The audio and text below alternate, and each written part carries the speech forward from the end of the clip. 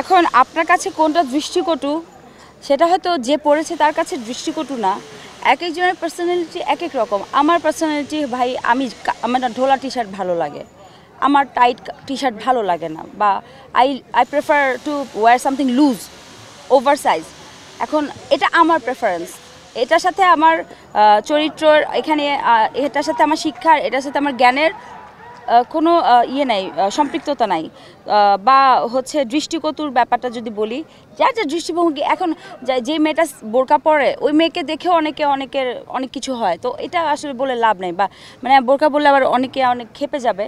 মানে আমি মিন করেছি যে অনেক শালীনভাবে একটা সালোয়ার কামিজ পরে, ওড়না পরে খুব ভদ্রভাবে এসেছি, তারপরেও কিন্তু অনেক ধরনের কমেন্ট শুনতে হবে। ইনফ্যাক্ট আমি আমার নিজের পার্সোনাল এক্সপিরিয়েন্স যদি বলি, একদম পার্সোনাল এক্সপিরিয়েন্স, আমি যতবার আগে যেটা হয়েছে, মানে মিডিয়াতে আসার আগে বা আমার যে সময়টাতে আমি ইউনিভার্সিটিতে পড়েছি, একা একা গেছি বা আসছি, ওই সময়টাতে সালোয়ার কামিজ পরে যেতাম।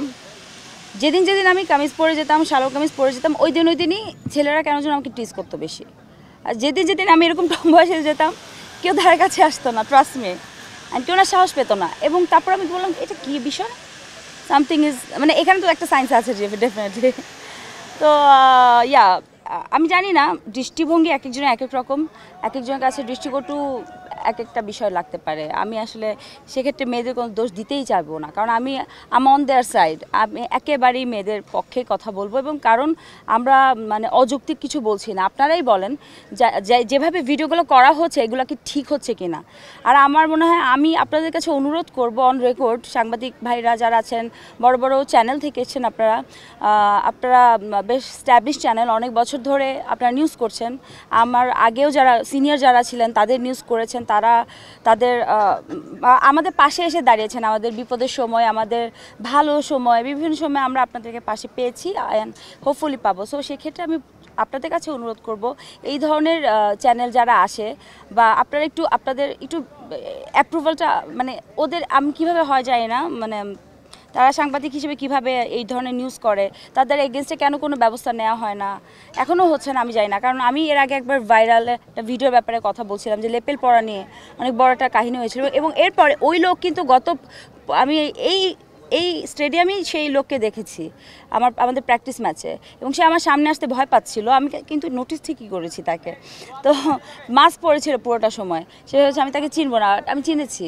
তো আমার কথা হচ্ছে যে ও কাজটা তো লজ্জার করেছে, এজন্য আমার সামনে সে আসতে ভয় পাচ্ছিল, ওই জন্য মাস্ক পরেছিল, আর কাজটা সে খারাপ করেছে, এটা হচ্ছে বিষয়। পীড়া তো আসলে এক একজন এক এক রকম, এক একজনের মেন্টালিটি এক এক রকম। দায়বদ্ধতার জায়গাটা যেটা হচ্ছে, আমরা চাই না কোনো নেগেটিভ মেসেজ পাবলিকের কাছে পৌঁছাক। কাপড় চোপড় নিয়ে যদি এখানে দায়বদ্ধতার কথা আসে, তাহলে কিছু বলার নেই আমার। আমরা আমাদের অ্যাক্টিভিটিস দিয়ে কী করছি সেটা বড় বিষয়। আর ক্রিকেট খেলতে এসছি ভাই, অন্য কিছু না, ক্রিকেটই খেলছি, অন্য কিছু না। We are doing just the game, we are on the game.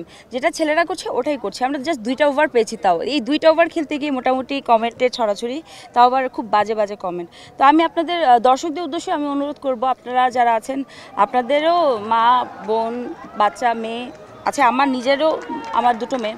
তো আমার খুব ভয় লাগে, মানে যে হোয়াট ইফ আমার মেয়েরা এই কমেন্টগুলো পড়লো, হ্যাঁ, তা ওরা কি ভাববে, এটাই হচ্ছে বিষয়।